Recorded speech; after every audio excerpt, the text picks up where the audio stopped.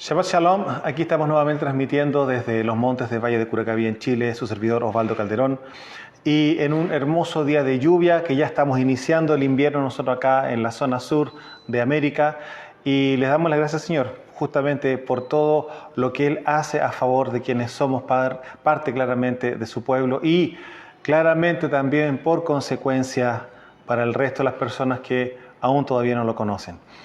Bueno, ya hemos visto en los Shabbatot anterior, ¿no es cierto?, que estamos revisando lo que vendría siendo el Ruach de Grecia, que es uno de los componentes de la religión. Sabemos que la religión está compuesta por dos principados de tiniebla, por Grecia y por Babilonia, a lo que nosotros le hemos llamado la cultura greco-babilonia, que hoy está presente dentro de la Asamblea Mesiánica, también mal conocida como iglesia, puesto que recordemos que la palabra iglesia en los originales no existe. Todo ha sido una mutación a través de los siglos de cambiar los nombres de los originales a unos occidentales o digamos de alguna manera transformados a nombres que no existen técnicamente hablando.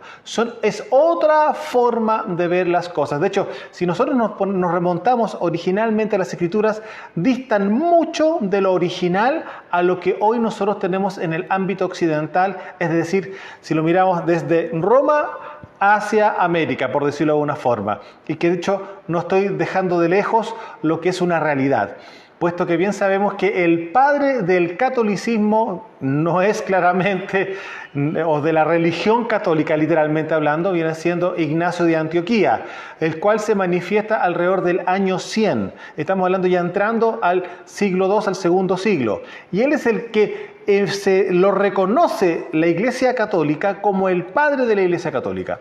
Ahora, bien nosotros sabemos que de la Iglesia Católica se han soltado diferentes tipos de sectas y de hecho por algo se le llama claramente en Apocalipsis capítulo 18 a la madre de las rameras, claramente Babilonia.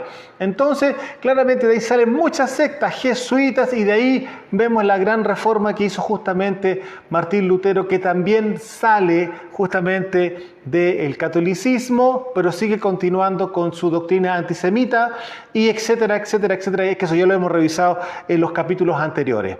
Hoy estamos dándole un cierre y un término a lo que vendría siendo el Ruach de Grecia, a la influencia del espíritu de Grecia, tal así como lo vimos en la influencia del espíritu de Babilonia, lo cual lo confunde y establece doctrinas, que eso era una de las cosas importantes. Ahora, en este caso particular, Grecia, ¿qué es lo que hace? Establece intelectualismo dentro de las asambleas, o digamos la iglesia, que es lo que hoy día todo el mundo conoce, pero originalmente somos asamblea. Y tampoco somos cristianos, somos nazarenos, porque somos discípulos de Yeshua Nazaret, entre comillas Jesús de Nazaret. Entonces, todas estas cosas tenemos que reformarlas y volverlas a nuestro diseño original, puesto que estamos literalmente, y esto ya lo hemos ministrado muchas veces, en un tiempo profético que aparece en Hechos de los Apóstoles, capítulo 3, en el verso 21, donde Pedro dice claramente que Mashiach no va a venir, él va a ser retenido en los cielos, en los Shamaín, ¿no es cierto?, hasta la restauración de todas las cosas. Y esa restauración, hoy día nos estamos dando cuenta que es la restauración de la Torá, la restauración del verdadero evangelio o las verdaderas buenas noticias, la restauración de los nombres, la restauración de las fiestas. Se puede dar cuenta que son muchas las restauraciones y la restauración final del pueblo de Israel, de nuestra nación, justamente que está dispersa en todas las naciones del planeta por causa de la rebeldía de nuestros ancestros. Por lo tanto, bien entendemos que todo aquel que ha recibido a Mashiach en su corazón obedece a los tres códigos espirituales que está establecido en la Torá para poder heredar el reino. Ser de la simiente de Elohim, tener la fe de Abraham y claramente pertenecer al pueblo de Israel, a cualquiera de las 12 tribus de Israel. Puesto que dentro del pueblo de Israel sí hay simiente de la serpiente, la cual ha ido torciendo la escritura, y hoy bien conocemos quiénes son los que llevan la cabeza con respecto a la torcedura de la escritura, que vendrían siendo toda la casta rabínica que ha establecido mandamientos de hombres a lo que nosotros conocemos desde la raíz 50 años antes de Mashiach, que vendría siendo justamente el Talmud. Una de las propuestas humanas, filosóficas del pueblo de Israel, para gobernar justamente la mente del pueblo, justamente que no estaba con letra en su época. Y de ahí en adelante han quedado bajo esos rudimentos humanos.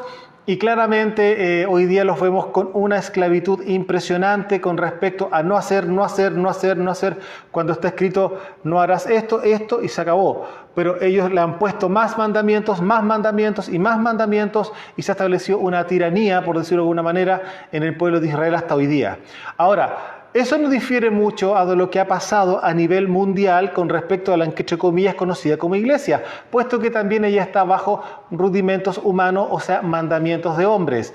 Nada distinto, puesto que está en religión. Recordemos que la religión es Grecia con Babilonia, o Babilonia con Grecia, y Babilonia ya había pasado por Israel, y solamente estaba faltando para completar justamente el cuadro satánico de la religión, era Grecia. Y cuando Grecia pasa por Israel, claramente nos deja estos pensamientos filosóficos que posteriormente se inscriben y se escriben en Israel para estableciendo como los mandamientos del Talmud. Después vienen un montón de derivaciones más dentro de lo mismo, pensamiento, más pensamiento, más pensamiento, más pensamiento. Claramente, raya para la suma, Grecia. Hoy vamos a ver uno de los... De todas las cosas que ya hemos revisado de Grecia, claramente todas han sido sumamente interesantes, sumamente reveladoras para poder entender lo que se está viviendo hoy día, ¿no es cierto? No solamente estamos hablando a nivel global, sino que dentro, entre comillas, de la iglesia o dentro de la asamblea, puesto que la asamblea mesiánica tampoco escapa mucho de esto, puesto que también han establecido algunos preceptos que no están 100% afinados conforme a la Torá. Pero bueno, vamos a ir avanzando. En relación a lo que viene siendo Grecia y en las últimas cosas que vamos a revisar en relación a ella, la palabra, no sé si le suena a usted, el narcisismo o el egoísmo o egocéntrico, por decirlo de alguna forma. Bueno, el narcisismo o el egoísmo, claramente es otro hijo de Grecia, es el que busca tener la atención en torno a él. O sea, todo gira en torno a él. El egocentrismo, todo gira en torno a él, no gira para nada de ninguna forma en torno al Creador ni en torno al Padre, no, es en torno a él mismo, ¿ya? Este domina claramente, pregúnteme qué, a nivel internacional, domina a los movimientos feministas, a los movimientos de transexuales o los gays, zoofilia, en las ideologías de género, todo lo que usted puede ver hoy día a nivel sexual, gran parte de eso lo opera bajo el espíritu del egoísmo o digamos del narcisismo, puesto que claramente ellos están buscando sus derechos emocionales y no los de todas las personas, sino que son sus, entre comillas, propios derechos emocionales. ¿Por qué digo propios derechos emocionales? Porque todo lo que opera en Grecia solamente se apoya en un pensamiento, nada más que en eso, en una forma de pensar. Y esa forma de pensar puede ser tanto como intelectual, tanto como emocional. ¿Se da cuenta? Entonces, cuando estamos viendo este tema a niveles sexuales, claramente que es un tema a nivel emocional. Nada más que eso, porque recordemos que todas estas personas que tienen trastornos mentales consideran que sus cuerpos no son conformes a lo que ellos emocionalmente sienten. Usted lo sabe ya. Entonces, por lo tanto, como hay un trastorno mental, claramente la persona se ve en el espejo mujer o se ve en el espejo hombre, pero sus emociones, que han sido trastornadas por demonios claramente y por los pecados ancestrales, que entendemos que eso deriva claramente a un trastorno emocional, y muchas de estas cosas operan claramente gracias a la Reina del Cielo, que eso más adelante también lo vamos a revisar, produce justamente los trastornos sexuales. Ahora, ¿qué pasa? Este tipo de personas o este tipo de movimientos claramente operan bajo una ideología. ¿Les suena eso? Bueno, las ideologías son ideas, nada más que una idea. Pero tanto así que esta idea se junta con otro que piensa exactamente igual, o bien lo convence, lo seduce, como usted lo quiera llamar, pero finalmente ya no son dos, ya no son tres, ya son más y más y más y más, y finalmente se transforma en una ideología que hoy día es una palabra sumamente común a nivel global. Y buenamente, con todas estas cosas, las ideologías vienen siendo solamente pensamientos emocionales, los cuales no se afirman ni se sustentan de ninguna forma a ninguna ley. Ellos quieren formar sus propias leyes a niveles sentimentales. Entonces, ¿qué ocurre? Las ideologías en este tipo de grupos de personas son pensamientos emocionales que solo se afirman en los sentimientos y no en leyes. Por lo tanto, la pregunta, ¿carece de algún fundamento? Absoluto. ¿Tienen la forma de desaparecer? Absolutamente. El punto es lo siguiente, que como están manipulados emocionalmente y ellos tienen la capacidad emocional de manipular, claramente ellos llevan una ventaja porque una de esas áreas a nivel global no ha sido madurada. Y usted se puede dar cuenta de lo que está pasando a nivel internacional, no solamente en nuestra propia nación. Ahora, dentro de lo que viene siendo Grecia también encontramos el ateísmo, y aquí hay una confabulación, por decirlo de alguna forma, dentro del mundo espiritual de las tinieblas, que operan dos digamos, segmentos o dos áreas de Grecia misma, claramente, para producir el ateísmo. Recordemos que la palabra griega teos habla de, entre comillas, Dios, ¿no es cierto? Entonces, la persona que es atea es una persona que no reconoce o no quiere tener ninguna relación con Dios, o sea, o no cree en Dios, que es la otra forma de decir. Cuando estamos hablando de ayuno y desayuno, ¿se da cuenta? La palabra ayuno es sin comida y deshacer la sin comida es comer. Por eso se llama en la mañana desayuno, porque justamente usted está rompiendo el ayuno, o sea, no lo está llevando a cabo. Ayunar implica justamente no comer. La palabra, el prefijo a corresponde sin. ¿No es cierto? Recordemos la palabra griega alumno. La palabra lumen, que hoy día mucho en la parte eléctrica se usa, y significa luz. Y alumno significa sin luz. ¿Se puede dar cuenta de la maldición que se le está diciendo a la gente? Amados, esto es más serio, por decirlo de alguna forma, más importante de lo que se cree. Entonces, por lo tanto, usted tiene que tener claro de que las palabras, si tienen poder, es importante que usted sepa usar las palabras. ¿Qué vendrían siendo las personas que se reúnen en torno a un profesor o en torno a un maestro? Son estudiantes. En el ámbito espiritual se conoce como discípulos.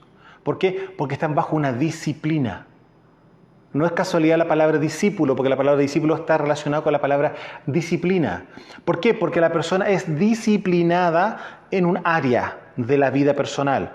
Un maestro, sea cualquier tipo de maestro, estamos hablando de eso. No solamente un maestro de la Torá, no nos pongamos tampoco tan religiosos. No, hablo de la palabra maestro, una persona que se deja instruir por otra, ¿no es cierto? Esa persona es un discípulo. ¿Por qué? Porque está bajo una disciplina que va a ser instruido para que efectivamente esa persona que uno lo respeta como una persona que me puede entregar algo, un maestro en este caso particular, ¿no es cierto? Obviamente yo quiero tener lo que él tiene y él me está enseñando a mí justamente lo que él tiene. En este caso está compartiendo su conocimiento, compartiendo su experiencia, compartiendo su sabiduría, compartiendo lo que efectivamente él tiene. Ahora, por eso la palabra alumno es una palabra griega que claramente dice, bueno, esto no tiene luz, yo les voy a dar la luz. ¿Se puede dar cuenta el ego dentro de este tema? Exactamente lo mismo, si nada es casualidad, todo está interrelacionado. Entonces la palabra alumno es sin luz y ayuno, claramente, sin comida, y ateísmo sin Dios. Entonces para ellos no hay Dios, ellos niegan absolutamente este tema y la sumatoria, claramente, del ateísmo está muy relacionado con las ideas filosóficas y escuche bien esto, la política. Se lo leo de nuevo. El ateísmo también claramente, como nace en Grecia, es otra forma de pensar, la cual originalmente nace aproximadamente en el siglo XVI. ¿Ya? Vuelvo a repetir, siglo XVI, ya dentro de todo, usted bien sabe que Grecia ya ha sido expandida en todo el planeta, en todos los territorios, en todas las naciones. Entonces en el siglo XVI aproximadamente aparece esta negación de la deidad y se le conoce como ateísmo.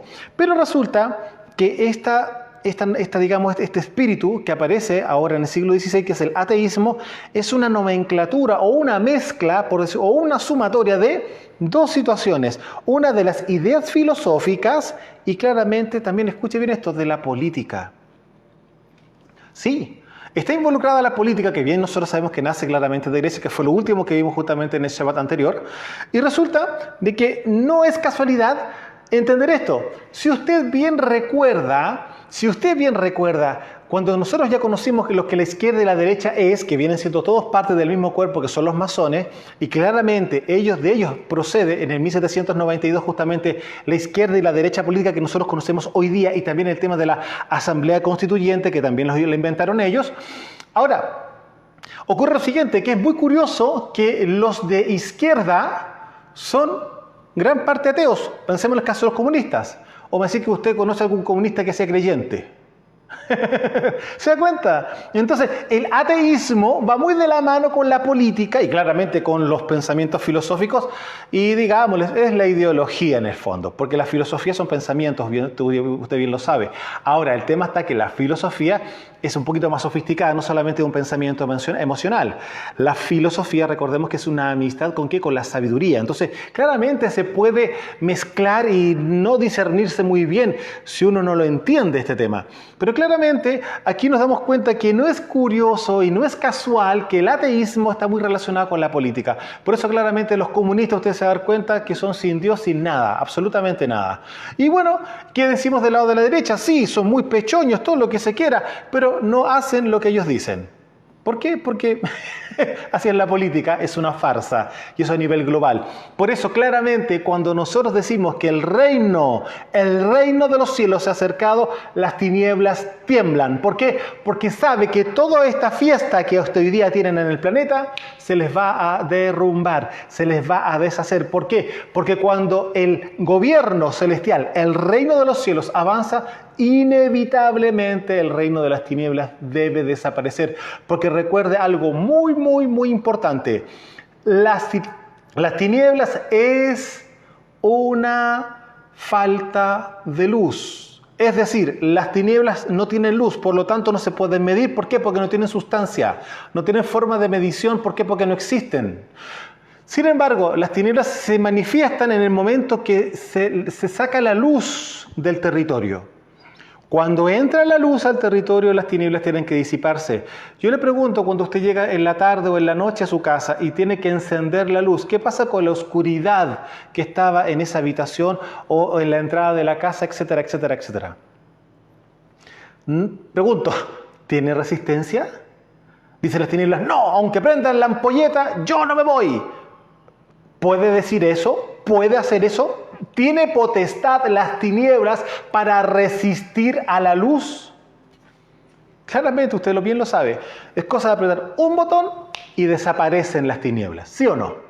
Entonces, por lo tanto, por eso cuando se habla que el reino de los cielos se ha acercado, las tinieblas tiemblan. ¿Por qué? Porque tienen engañado a todo el planeta, haciéndolos creer que lo que están haciendo está bien. Y aquí, si lo miramos en el ámbito espiritual, con respecto a lo que viene siendo la asamblea mesiánica, la asamblea de gobierno, claramente está muy distante de nuestro diseño original. Claramente que deberíamos de estar revisando muy minuciosamente las escrituras originales en el hebreo para conocer claramente cuáles fueron las palabras dichas tanto por Rav Shaul y por las mismas palabras que fueron escritas justamente en el Tanaj.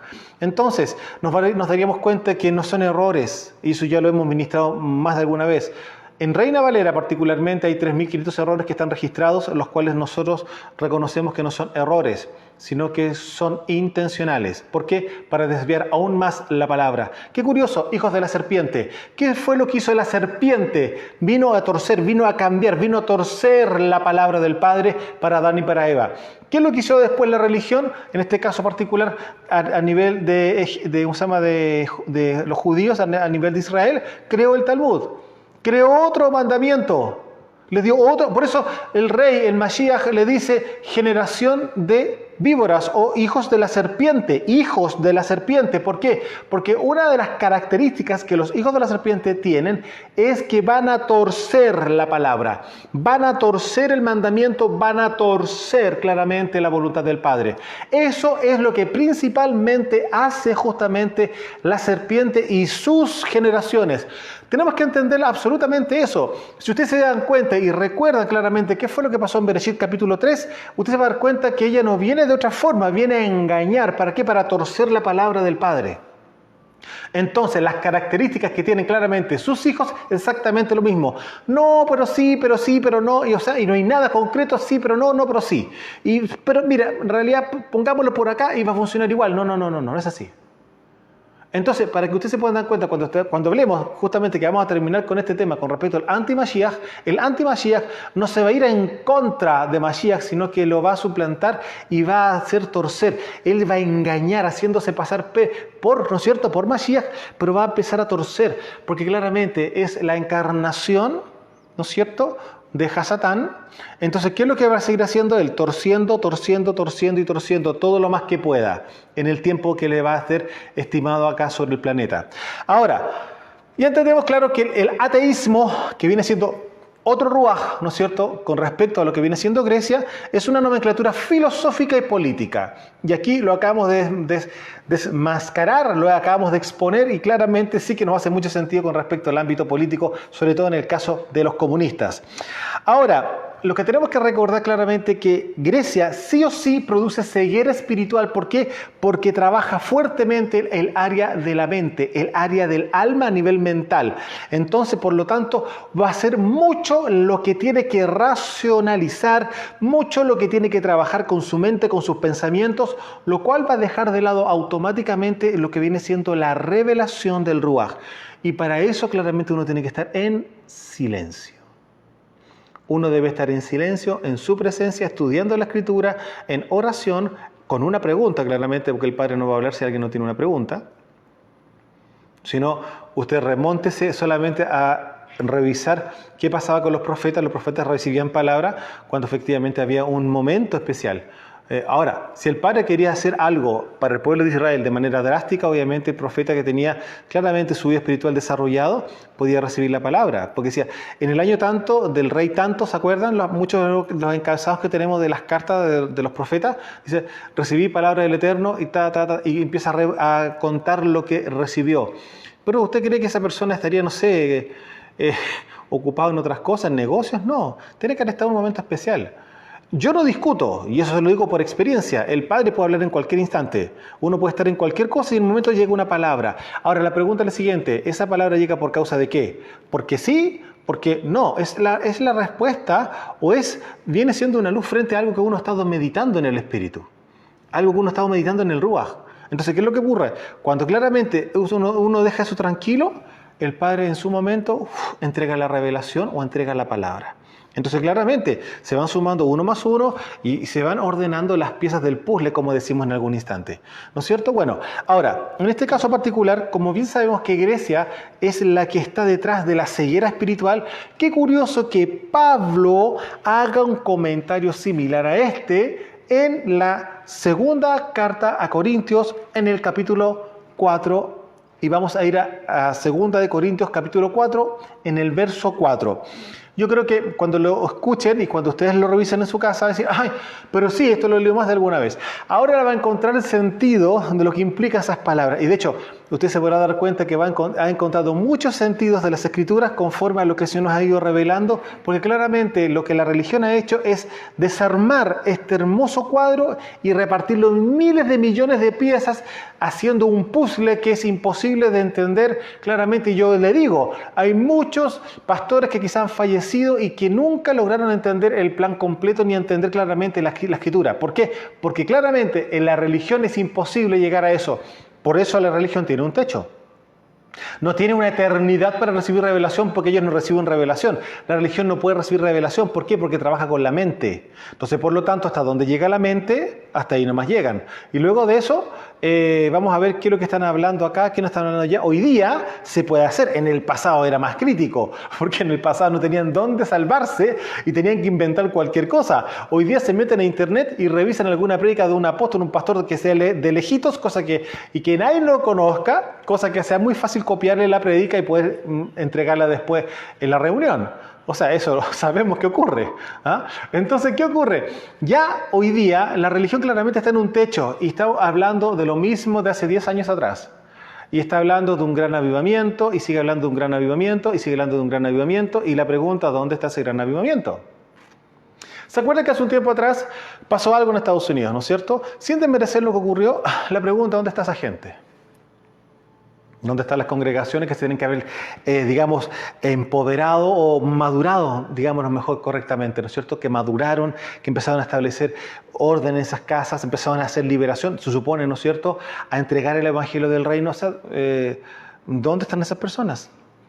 Muchos se reconcilian, en Estados Unidos sobre todo, se reconcilian con el Señor y se van para la casa. Y ahí se quedan. Y no se congregan y siguen leyendo Biblia solos. Son llaneros solitarios. Entonces la pregunta, ¿usted cree que así funciona? ¿Usted cree que así funciona? ¿Usted cree que usted estando solo en casa, sin tener un maestro, sin tener un pastor, sin tener una cabeza que le esté guiando en su vida personal y que le esté ayudando justamente para lo que implica el tema de familia, ¿no es cierto? Por cualquier circunstancia que ocurra, ¿lo puede hacer solo? Si el Padre estableció justamente este equipo de ministros, que son los 5 ministerios hoy día, ¿no es cierto?, que son justamente parte de la casa de Leví, ¿usted cree que están para qué? Estamos para eso, para enseñar, para educar, para transformar vidas y para que nosotros, a causa de lo que se entrega, a causa de lo que entregamos, veamos claramente, nuevamente, con nuestros ojos, las porciones maravillosas de la gloria del Padre en cada una de las vidas de las que están bajo nuestra responsabilidad. Vuelvo a repetir, no bajo nuestra autoridad, como dice Babilonia, bajo nuestra responsabilidad, porque nosotros somos quienes tenemos que dar cuenta el día de mañana de aquellos que hemos ministrado. ¿Se da cuenta?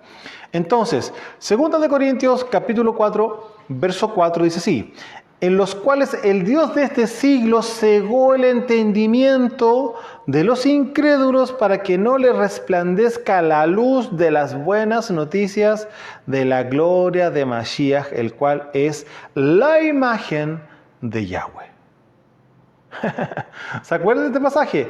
2 Corintios capítulo 4, verso 4, dice así: en el cual el Dios de este siglo cegó el entendimiento, o sea, no pueden comprender, es imposible que haya una revelación, que haya una luz, no, imposible. Les cegó el entendimiento, ¿ya? ¿Y a quiénes? A los incrédulos. O sea, el que no cree, difícilmente va a poder creer eventualmente porque está cegado el entendimiento por causa justamente de este manto de oscuridad que las tinieblas han puesto sobre las personas. Y claramente, ¿quién es el responsable que esas personas estén bajo un manto de oscuridad? Claramente acá está Grecia, en este caso, como un principado de las tinieblas, cooperador, claramente, colaborador del gobierno de las tinieblas para que estas cosas ocurran. Aquí claramente el que tiene la cabeza frente a todo esto viene siendo el enemigo. Por eso claramente Rab Shaul acá le pone claramente el Dios de este siglo, ¿no es cierto? El Dios de este tiempo, ¿no es cierto? Cegó el entendimiento de los incrédulos para que no les resplandezca la luz justamente de las buenas noticias de la Besorá, en griego, del Evangelio, de la gloria de Mashiach, ¿ya? El cual es la imagen de Yahweh.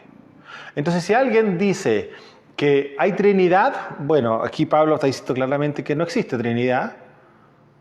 Solamente en estas palabras, Él es la imagen de Yahweh, o sea, Él es Yahweh. Y bien sabemos nosotros que es así, porque no existe Trinidad, lo cual viene siendo justamente una doctrina religiosa, pagana, politeísta, ¿de dónde? De Roma. Si usted revisa todos los escritos y empieza a revisar usted también las reuniones que corresponden a los que nosotros conocemos como los concilios, usted se da cuenta qué fue lo que inventaron ellos, cuáles fueron las cosas que ellos creyeron paganamente, los hijos de la serpiente, y lo dejaron establecido como una forma de pensar y una forma de creer, un dogma, entre comillas. Revisa justamente, si usted quiere hacer investigación para saber con base efectivamente cuáles fueron todas las mentiras que se nos fueron entregadas durante todos estos siglos, remóntese solamente a los concilios vaticanos y se va a dar cuenta inmediatamente de todas las farsas. Y los vuelvo a invitar a que revisen claramente y vuelvan a revisar la enseñanza con respecto al origen del cristianismo, para que nuevamente se les traiga luz a lo que justamente estamos revisando hoy día, porque todo se complementa, todo corresponde a un mismo sentir, está todo dentro de un mismo todo. Ahora, una de las cosas que tenemos que recordar y tener sumamente claro que el Ruach de Grecia viene siendo el que produce la división dentro de la asamblea. Sí, Este espíritu de Grecia es el que produce las congregaciones o las denominaciones a nivel global. Estamos hablando de más de 40.000 denominaciones a nivel global. Y eso, la pregunta, ¿cómo es posible eso? ¿Cómo es que cada uno piense lo que quiere pensar? ¿O cada uno tenga su idea o su forma de pensar en relación a las Escrituras? Por supuesto que puede ocurrir, porque están en religión. Y recuerda que Grecia produce la división mental. ¿Por qué? Porque trabaja con la mente, trabaja con la filosofía, trabaja con el humanismo. Todos los que ya hemos revisado en los capítulos anteriores se tienen que sumar a todo este tema. Porque es así, es una sumatoria de demonios que van produciendo diferentes formas de pensar. Y aún más, colocando el ego de por medio, claramente no se van a querer mover de sus pensamientos que les costó tanto tiempo darse cuenta que eran así. Entonces, ustedes se van a dar cuenta, con una mala traducción, con más de 3.000 y tantos errores hechos intencionalmente para desviar de la verdad, justamente de las escrituras originales del hebreo, claramente a eso súmele que Grecia le dice, no, es que debe ser así, que debe ser acá, es que tu pensamiento, y ahí viene el ego. Y no, y al final se montan sobre ese pensamiento y eso es lo que enseñan. Y eso lo tenemos hasta hoy día. Entonces, el punto es lo siguiente, si hay un pastor, un hermano, alguien que difiere claramente de ese raciocinio o de... Porque algunas personas en ignorancia le llaman revelación y no dicen, no, es que no puede ser, que no puede ser, que no puede ser. Y ¡pop! ¿Qué ocurre finalmente? Esa persona empieza a decir, mire, es que en realidad yo he estado revisando, estudiando, no sé qué cosa, y esto no me corresponde, no me cuadra, no calza, no puede ser así, etcétera. Porque tampoco nadie se remonta a buscar los originales en el hebreo. Algunos dirán, pues eso no existe, porque ¿quién dijo que no existían? El que busca, halla.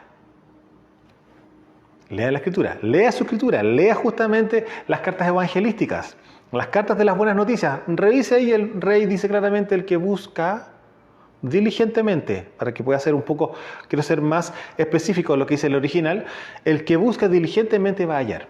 No el que busca halla, no, el que busca diligentemente, que está buscando en forma así, precisa. Así, yo sé lo que estoy buscando, no estoy buscando algo que más o menos, voy a ver si lo reconozco cuando vea algo ahí entre medio. No. Diligentemente.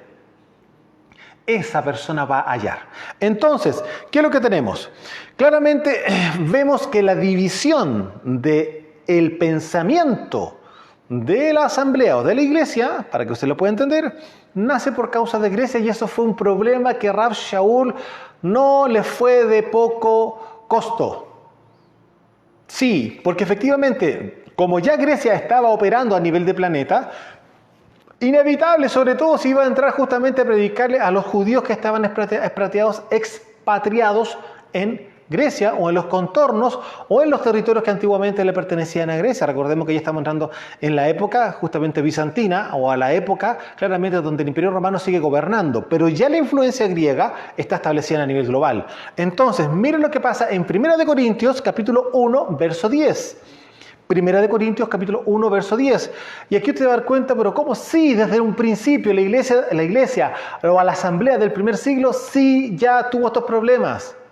Ya los tuvo, no es una cosa de ahora, no es algo que ahora está pasando en los últimos años o los últimos 100 años, por decirlo alguna cosa. No, esto existió de siempre. De siempre hubo problemas con respecto al tema de la división. No, escuche bien, no es un tema de multiplicación, es un tema de división. Usted podrá ver muchas congregaciones, pero el punto es lo siguiente. Una cosa es ver una expansión por causa de la multiplicación, pero una cosa es ver mucha cantidad de diferentes tipos de pensamiento por causa de una división. Porque son diferentes tipos de pensamiento. O usted me va a decir que la doctrina bautista es la misma que la presbiteriana, que es la misma de las metodistas, que es la misma de la anglicana. ¿Se da cuenta? Estoy hablando mentira. ¿Se da cuenta? Por eso ellos tienen una denominación, se denominan de esta forma porque creen de esta manera. Los adventistas, y suma y sigue. Y suma y sigue. ¿Se da cuenta? Entonces, vamos a 1 Corintios capítulo 1 del verso 10 en adelante, dice así: Os ruego pues, hermanos, por el nombre de nuestro don Yahshua HaMashiach, que habléis todo una misma cosa. ¿Por qué está diciendo eso? ¿Ya se dan cuenta? Habléis todos una misma cosa y que no haya entre vosotros divisiones, sino que estéis perfectamente unidos en una misma mente y en un mismo parecer. O sea, que la Torá, que toda la instrucción y toda la enseñanza, todos la reciben de la misma forma, no que vengan a filosofar frente a una porción de la Escritura. Y no. Es que no es que lo que quiso decir, no. El Padre dijo esto. No es que habrá querido decir esto otro. No. Dijo esto. Pero podría caber, no cabe la posibilidad.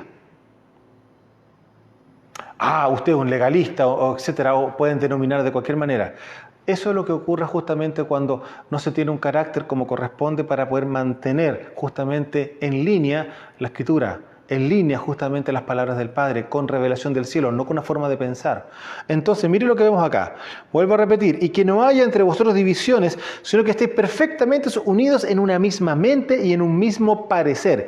Porque he sido informado acerca de vosotros, hermanos míos, por los de Cloé, os está hablando justamente de unos hermanos, ¿no es cierto?, de esa familia, que hay entre vosotros contiendas. Ya la cosa no es solamente divisiones, hay contiendas. O sea, ya hay algunas diferencias que puedan haber llegado a un tono más alto hasta quizás tocarse unos con otros. ¿Se entiende, no es cierto?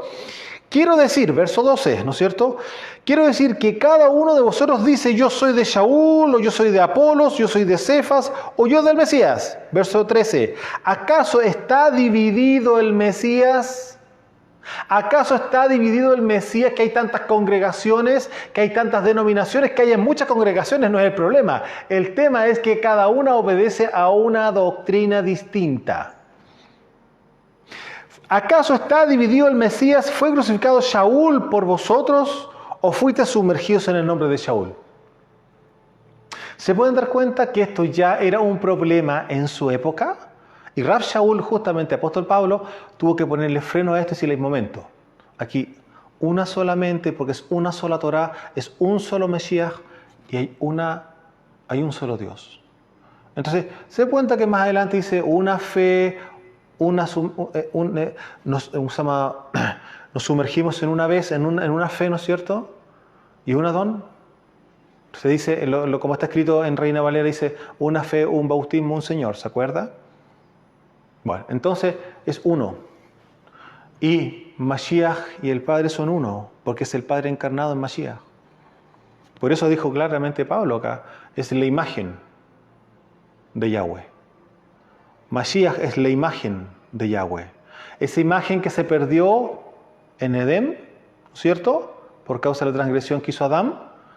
Y sin embargo Adán sí era el primer hijo de Elohim, ¿no es cierto? El primer hijo de Yahweh, que tenía que traer justamente la Torá y el gobierno sobre todas sus generaciones. Todas sus generaciones. Él era la cabeza en ese momento, pero dejó de ser la cabeza y se transformó en cola. ¿Por qué? Porque transgredió la Torá. Recordemos que han existido 3 Torá en todo el planeta y durante todos los siglos de la formación humana. La primera Torá que la recibió justamente Adán, la segunda Torá que la recibió justamente Noé con los 7 mandamientos, y la tercera Torá que la recibe Moshe para el pueblo de Israel con 613 preceptos o mandamientos. Entonces, la pregunta, ¿el mundo tiene Torá? Sí. Ellos tienen Torá, ellos tienen 7 mandamientos que tienen que cumplir. ¿Y el que no cumple esos 7 mandamientos se va al infierno? Sí. Porque por algo se habla dentro de la cultura hebrea de los justos de las naciones. De hecho, tanto así, pregúntenme si Job no era un justo de las naciones en su época. Revisa el libro de Job y mire cómo se habla, cómo se refieren de él, el justo. Porque él es justo. La persona que es justa delante del Padre se va a los Shamaim, se va al cielo, entre comillas, cuando muere, o al paraíso, literalmente hablando. Sí. Pero si no es pueblo de Israel, ¿qué tiene que ver eso? Él dejó Torá para el mundo. Y la persona que es justa de las naciones, que hace justicia, que camina en verdad, que no tiene idolatría, que no come sangre de animales vivos, que no se los come así como un cavernícola, por decirlo de alguna forma, y cumple con los preceptos de guardar el matrimonio, etcétera, etcétera, etcétera. Los 7 mandamientos de Noé, esa persona, el día que ella fallezca, no se va al Seol, al infierno. No se va al lugar de los muertos, sino que se va justamente a un sector donde están las personas justas. ¿Acaso Abraham no era justo? Por supuesto que sí. Y él fue justificado por fe. Más encima, porque el Padre lo escogió porque su vida era una vida íntegra. No tenemos ningún registro donde a Abraham se le ha dicho, Abraham, no hagas más esto, no hagas más esto, no hagas más esto. Nunca le dijo eso, papá. Abraham era un justo de las naciones en su momento, sí. Y a él inclusive se le añadieron algunos mandamientos más, aparte de la Torá que tenía ya claramente de Noé, que le venía, y más encima él tenía el linaje con respecto a el linaje semítico, porque digo semítico porque venía de Sem, ¿ya? Que era el primogénito, que ahí viene todo el linaje, pum, pum, pum, hasta llegar justamente a Abraham. Entonces, ¿tenía Torá? Por supuesto que tenía Torá. Entonces, ¿alguien puede decir que está sin ley, por decirlo de alguna forma, a nivel del mundo? No. Que no quieran estar sujetos a la Torá es otro tema. Pero hay. Y el que lo toma, lo abraza y la vive, esa persona es justificada por delante del Creador. Y el día que él muera, va a ser justificado. De ninguna forma se va al infierno. Sí. Los 7 mandamientos de Noah. Primera Torá, Adán. Segunda Torá, Noé. Y tercera Torá, para el pueblo formado por el Padre, que es Israel, que somos nosotros, su remanente, para quien justamente la sangre de Mashiach fue derramada. Ahí estamos nosotros con los 613 preceptos, de los cuales muchos de esos 613 preceptos fueron ya cumplidos en la cruz por nuestro Mashiach. Por eso ya no hay otros sacrificios más, porque él recopiló una cantidad impresionante de sacrificios justamente con su solo sacrificio. Hoy, nosotros sí nos compete caminar en justicia, y eso justamente está dentro de la Torá que nos corresponde a nosotros. Pesas justas, o usted considere que debe ser injusto, o tiene que robarle, si usted es comerciante, o tiene una empresa, tiene que robarle a alguien, no puede ser, ¿no es cierto? Porque ya hay un mandamiento que dice no robarás. Ahora, se puede dar cuenta que sí, efectivamente, estamos en un tiempo profético donde implica la restauración de todas las cosas, es el restaurar el entendimiento y la revelación de la Torá, del Tanaj, de todas las escrituras, porque es tan importante poder ser maduro en nuestra forma de pensar. No es llegar y decir cualquier cosa que se nos ocurra, o porque leímos un texto bíblico. Digo una cosa, un texto bíblico que no ha pasado por el Ruach es solamente una letra. Es solamente letra, porque el que le da la vida a la escritura es el Ruach. Y la escritura sin el Ruach es solamente letra. Por eso fue inspirada por el Ruach HaKodesh, toda la escritura. Entonces, cuando uno la recibe en el Ruach, en el espíritu de uno, claramente va a tener revelación. Es inevitable que usted reciba revelación si usted está en el Ruach. Si está caminando en santidad, si está buscando hacer la voluntad del Padre, si está celebrando las fiestas. ¿Por qué? Porque ya empezó a caminar en su voluntad. Básicamente lo que estamos viviendo hoy día, Shabbat. Básico. Después, las fiestas, que todas son maravillosas porque todas las fiestas hablan de Él y las fiestas están en Él. Y estas fiestas que nosotros tenemos como su pueblo son fiestas espirituales, no son fiestas paganas, no son fiestas mundanas, son fiestas espirituales. Y es justamente una de las cosas que Hasatán, el enemigo, no quiere que se celebre. ¿Por qué? Porque claramente cada fiesta nos da más luz de lo que justamente Mashiach ha hecho y va a hacer. Porque cada fiesta opera en los tiempos espirituales, en el calendario espiritual, por decirlo de alguna forma, de su retorno. Entonces, si alguno no entiende esto y no se ha querido volver justamente a la voluntad del Padre, el día que Mashiach venga, no va a tener ni idea que vino. ¿Por qué? Porque nunca estuvo en los tiempos espirituales establecidos y preestablecidos por el Padre para siempre. Por lo tanto, si usted no camina en la eternidad, difícilmente va a poder llegar a eso mismo, a la vida eterna. Pero si Mashiach me perdonó, sí. ¿Y para qué lo perdonó? Para que usted no vuelva a pecar. ¿Eso qué implica? Volverse a la Torá. Continuamos. Rav Shaul le pone un freno justamente al pensamiento griego, el cual produce la división dentro de la asamblea mesiánica, y nosotros vemos curiosamente, y lo digo curiosamente para poder, digamos, dibujarlo de alguna forma, ¿Por qué entonces Mashiach también oró en este sentido? A ver. Sí, él ya sabía de antemano que esto iba a ocurrir el día de mañana. Y es por eso que nosotros vemos justamente la noche que él fue entregado, ora por los discípulos. Y vamos a irnos a Juan capítulo 17, al verso 20 en adelante. Y ahí vamos a ver cómo Mashiach justamente intercede, justamente para que no haya divisiones, para que se mantengan en unidad, sean uno solo en todo el planeta. Y aquí nos vamos a ver las palabras literales que Mashiach dice, que son sumamente claves, porque aquí hay un ingrediente que nos va a resolver un montón de situaciones y un montón de preguntas, porque eso ya lo entregó. Pero muchos están buscando este ingrediente, y este ingrediente siempre estuvo. El punto es lo siguiente: no se conoce porque no se entiende. ¿Por qué? Porque la religión se ha encargado de desviarnos para cualquier lugar. Juan 17, verso 20 dice así: más, dice Mashiach, no ruego solamente por esto, por sus discípulos, sino también por los que han de creer en mí por la palabra de ellos. Él está orando, y esta oración nosotros ya se las enseñamos a ustedes para poder justamente no orar por cualquier persona. Se ora por los que tienen los 3 códigos espirituales: simiente del Padre, la fe de Abraham y linaje de Israel. Eso es lo que tiene que orar para que esas personas vengan al conocimiento de la verdad que es el Mashiach. Y por lo tanto, dice así él: sino por los que han de creer en mí por la palabra de ellos. O sea, por su predicación, por ellos yo oro, por los que van a creer en mí por la palabra de ellos, para que todos sean uno.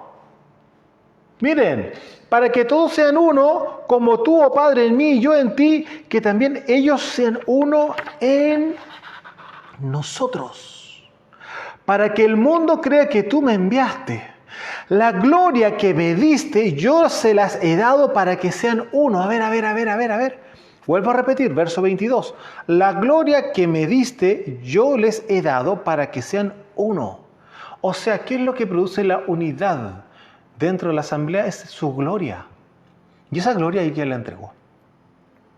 Yo no sé si alguno de ustedes ha cantado que venga tu gloria. Hay muchas canciones evangélicas que hablan de este tema. Pero el punto está de que aquí dice claramente que él ya la entregó. Verso 22. La gloria que me diste yo les he dado para que sean uno, así como nosotros somos uno. Yo en ellos y tú en mí, para que sean perfectos en unidad, para que el mundo conozca que tú me enviaste y que lo has amado a ellos como también a mí me has amado. Entonces, amados, se pueden dar cuenta de que el común denominador que amalgama, que une justamente al cuerpo de Mashiach, que viene siendo su gloria. Y esa gloria él ya la entregó. Y todos aquellos que vengan al conocimiento del Rey, que vengan al conocimiento de la verdad, y que se arrepientan de corazón de haber transgredido la Torá y volverse a Mashiach, ¿no es cierto?, con todo su corazón, y recibirlo como Mashiach, como su Rey y Señor, claramente va a empezar a caminar en Torá. Por lo tanto, se le van a empezar a añadir las cosas, y las señales seguirán ¿a quiénes? A los que creen. Y a los que creen también claramente a los que se santificaron por causa del perdón. Eso que implica empezar y a seguir caminando en Torá. La pregunta es difícil, de ninguna forma puede ser difícil si el Ruach HaKodesh vino para eso. Ezequiel 36, recuerden claramente que mi Ruach yo lo envío ¿para qué? Para que caminen en mis preceptos, en mis mandamientos, en mis legislaciones, en Torá. El Ruach HaKodesh viene para eso, para que yo camine en Torá, porque el Ruach HaKodesh, que es el Ruach del Padre, es el que me hace caminar a su imagen y semejanza. ¿Se entiende? No es para hablar como metralleta, como lo hace la religión. Y creen que por eso ya recibió el Ruach HaKodesh. El Ruach HaKodesh se manifiesta en el momento que la persona se vuelve a la Torá. Usted se da cuenta cuando hay recibido el Ruach HaKodesh, es cuando se ha vuelto a la Torá, se empieza a volver a la Escritura y empieza a estudiar y se da cuenta que sí, hay que guardar el Shabbat, hay que guardar los mandamientos, en ninguna parte dice que no se guarda la ley, hay que guardar la ley. ¿Por qué? Porque para eso vino Mashiach, para perdonarnos por la transgresión de la ley, para quienes somos claramente casa de Israel, y para que nos volvamos nuevamente a Él, que viene siendo justamente la Torá del reino, las leyes del reino. Quien no tiene Torá o la anti-Torá viene siendo justamente el reino de las tinieblas, así de simple. Usted verá a quién le sirve. ¿Usted le sirve a Mashiach, al Rey de Reyes y Señor de Señores, que es Yahweh encarnado? Camina en Torá. ¿Usted le quiere servir a las tinieblas? No camina en Torá. No camina en Torá. Porque aquí usted no tiene elecciones, no hay un bando medio, no existen. Hay dos reinos, el reino de la luz y el reino de las tinieblas. Y si usted quiere entrar a un tercer reino que no existe, yo no sé, se lo inventó usted. Por acá hay dos reinos, y en cada reino hay gobernaciones, y hay legislaciones, y hay un camino que seguir en cada uno de estos reinos. Y si usted quiere mantenerse en el reino de las tinieblas, haciendo lo que quiere y lo que bien le da la gana, perfecto. Usted tomó su elección. Pero el que quiere tener vida eterna, aparte de haberse arrepentido de haber transgredido la Torá, tiene que volverse a la Torá porque para eso es el perdón. O usted, si es papá, usted perdona a su hijo, ¿para qué? Para que vuelva a hacer exactamente la misma embarrada que ha hecho siempre. Para que vuelva a chocar el vehículo, para que vuelva a faltar el respeto a su esposa, para que siga rompiendo las cosas de la casa.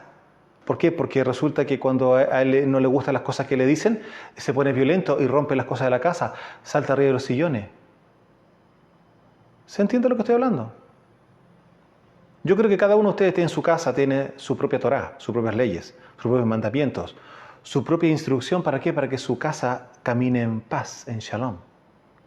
Por lo tanto, para nuestra casa Israel, para quienes somos hebreos, de linaje directo o linaje indirecto, sí lo somos, igual. Y a todos nosotros nos corresponde caminar en la voluntad del Padre, que es su Torá. Ahora, usted podrá entender por qué los griegos o el pensamiento griego interviene tan fuertemente hoy dentro de la asamblea, porque fíjese lo que dice Rav Shaul en 1 Corintios capítulo 2, verso 14. Usted puede dar cuenta que casi todas las referencias que estamos teniendo vienen siendo referencias griegas, o sea, a la carta de Corintios, que son griegos, claramente. Mire, 1 Corintios capítulo 2, verso 14. Pero el hombre natural no puede percibir las cosas que son del Ruach, del Elohim, porque para él son locura y no las puede entender porque se han de discernir espiritualmente. Entonces la pregunta es la siguiente: ¿podrá haber revelación? ¿Podrá comprenderse en otro nivel claramente las Escrituras? Si se disciernen, deben discernirse espiritualmente porque están diseñadas y están escritas, inspiradas por el Ruach HaKodesh. Imposible. La religión por eso choca. Y al final filosofa y se da vuelta y vuelta y vuelta. ¿En qué? En pura palabrería. Que no tiene sustancia, porque piensa y cree que puede ser. No. Tiene que haber revelación, y esa revelación viene solo exclusivamente por el tiempo de intimidad que uno tiene con el Padre, en el Ruach HaKodesh. Nada más que eso. Ahora, usted se podrá dar cuenta que después en 1 Corintios también, capítulo 8, verso 1, en la segunda sección dice: el conocimiento envanece, pero el amor edifica. ¿Se puede dar cuenta las recomendaciones de Rav Shaul? Sí, porque mucha palabrería, no, yo sé, yo me leí esto, me estudié acá, tuve el seminario no sé cuánto ya. ¿Y qué pasa? Nada. Sin embargo, el amor está plasmado en la Torá. El amor está plasmado en la Torá. Porque por amor el Padre nos dio las instrucciones para que no pequemos. ¿Para qué? Para que no nos separemos de Él, que es la vida eterna. Él es la vida eterna. Y yo separado de Él, no tengo vida eterna. Porque Mashiach dijo: ustedes separados de mí, nada pueden hacer. Y es verdad. Y es verdad. ¿Acaso podríamos nosotros tener la revelación que tenemos si no estamos pegados a Él? Que es la vid verdadera, porque hay que entender que hay una vid falsa. Y esa vid falsa justamente corresponde a la vid que fue puesta por los hijos de las tinieblas, por Hasatán. Se inventaron un falso Israel. Por eso es una vid falsa. Pero la vid verdadera justamente corresponde a Mashiach, con Torá, no con Talmud, no con mandamientos de hombre. Hoy día se puede entender, ¿no es cierto? Y cuando Rav Shaul dice claramente en la carta de Romanos que hay un olivo natural y un olivo silvestre, y el olivo silvestre implica justamente que la misma naturaleza del mismo árbol, justamente uno es silvestre y el otro es natural, porque está siendo trabajado, está siendo perfeccionado, está siendo podado, limpiado, porque eso viene siendo Torá. Pero el que estábamos nosotros, que éramos el olivo, justamente el salvaje, ¿no es cierto? No el natural, sino que el silvestre. Claramente, tenemos la misma naturaleza, pero estábamos en el mundo, por eso éramos silvestres. No teníamos ningún cuidado. ¿Por qué? Porque hacíamos lo que bien nos parecía, lo que nosotros pensábamos que estaba bien. Nuestros padres quizás nos dijeron muchas cosas que eran correctas, claramente, pero no estaban enseñadas 100% de la Escritura. Habían cosas que eran básicas, por supuesto: no robar, no mentir, no matar, básico. Por el resto, cada uno hacía lo que bien le parecía, porque éramos silvestres. No estábamos injertados en el olivo natural, en el original, que viene siendo Israel. Y el Padre nos injertó nuevamente, a nosotros que somos su pueblo, nuevamente en la savia original, en la savia del olivo natural. Ahora, Si recordamos que justamente Rav Shaul pone freno a todas estas circunstancias, también tenemos que entender por qué también Rav Shaul fue elegido de forma especial. ¿Ah? Porque justamente Rav Shaul había sido anteriormente preparado, ¿no es cierto?, para poder eventualmente embestir a estos demonios o a estas ideologías o a estos espíritus, ¿no es cierto? Quizás no lo entendía de esa forma, pero sí tenía claramente argumentos espirituales para cada una de estas cosas. Y es por eso que Mashiach hace las siguientes declaraciones en relación a la persona de Rav Shaul. Y para eso vamos a irnos a Hechos capítulo 9, verso 15, para ir terminando. Hechos capítulo 9, verso 15, dice claramente Rav Shaul, ¿no es cierto? Dice Mashiach en esta carta, en este pasaje de Hechos de los Apóstoles de Rav Shaul, dice, el Adón le dijo, ve porque instrumentos me he escogido me es este. Aquí está hablando justo, ¿te acuerdas de Ananías cuando tuvo que ir a imponer las manos, ¿no es cierto? Para que tuviera, ¿no es cierto?, mejor la vista, recuperar la vista. Ok, perfecto. Mira lo que dice Mashiach con respecto a él. Dice, ve porque instrumento escogido me es este para llevar mi nombre en presencia de los gentiles y de reyes y de los hijos de Israel. Porque yo le mostraré cuánto les es necesario padecer por mi nombre. ¿Por qué tuvo que padecer Rav Shaul?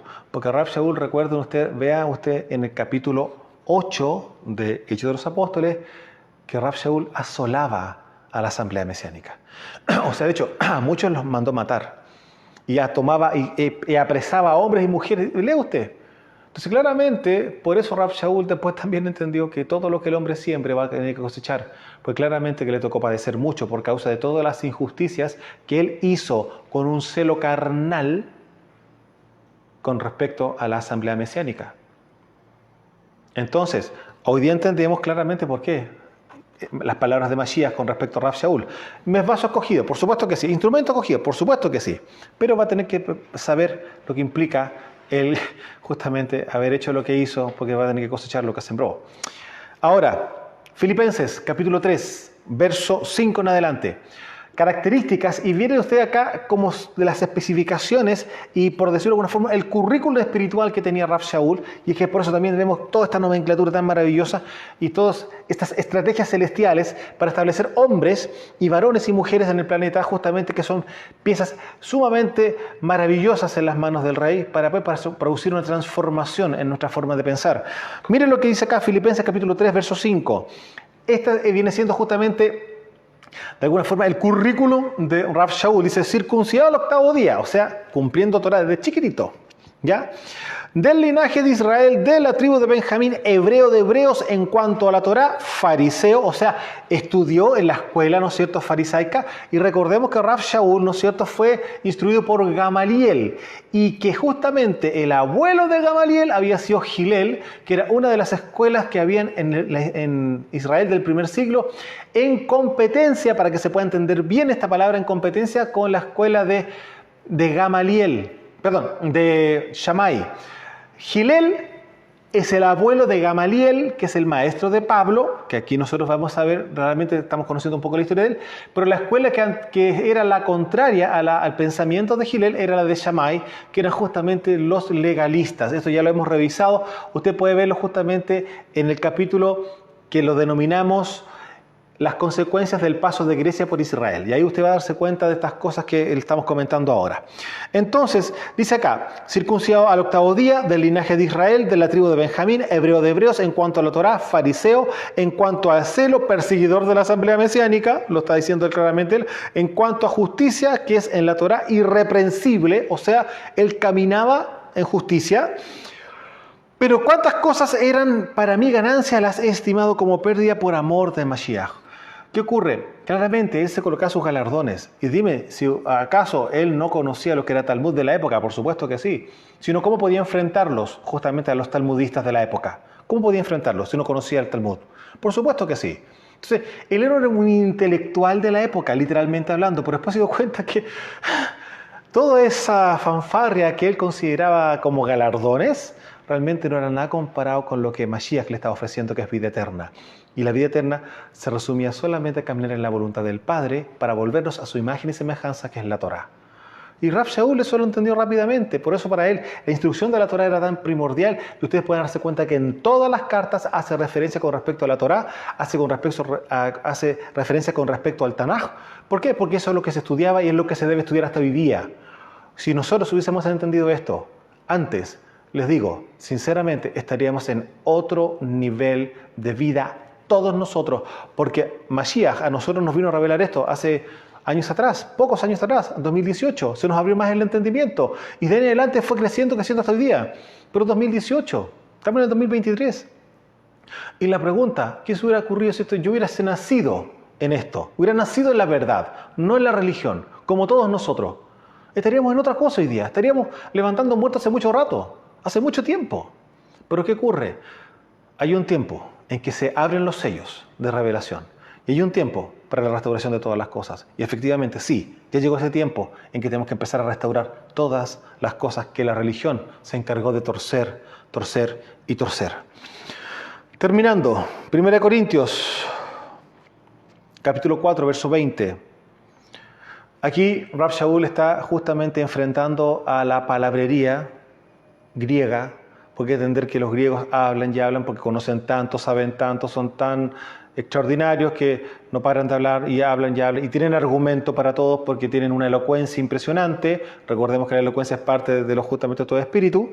¿Y qué es lo que dice justamente Rab Shaul en 1 Corintios capítulo 4 verso 20? También un avisito, tal como lo vimos anteriormente, el conocimiento envanece, pero el amor edifica. Un avisito, acá también deja otro aviso puesto, dice, porque el reino de Yahweh no consiste en palabras, sino en poder. Entonces, usted se podrá dar cuenta de que Rab Shaul claramente sí entendió frente a qué estaba él justamente luchando. Había una influencia espiritual de tinieblas que no era fácil de abordar. Y este espíritu, que viene siendo el espíritu de Grecia, es el respaldo del anti-Mashiach o el anticristo que usted lo conoce, porque justamente toda esa elocuencia, todo ese conocimiento tan impresionante que va a dejar a muchos con la boca abierta, claramente lo va a respaldar el Ruach de Grecia al anti-Mashiach. Y eso va a implicar claramente que va a seguir cegando el entendimiento para que no resplandezca la luz de la Besorá de Mashiach en las naciones. Amados, damos por terminado todo esto que hemos conversado y hemos ministrado con respecto al espíritu de Grecia y claramente damos un término a lo que vendría siendo el conocimiento de lo que vendría siendo la cultura greco-babilónica, que vendría siendo la religión que hoy día está presente en todo el planeta y en todo lugar. Por eso, Padre nuestro dijo claramente, salid de ahí, pueblo mío, salgan de Babilonia. Salgan de estas doctrinas. ¿Para qué? Para que yo los pueda tomar y que ustedes no se hagan partícipes de sus pecados. Amados, desde los montes del Valle de Curacaví en Chile, su servidor Osvaldo Calderón, Shalom.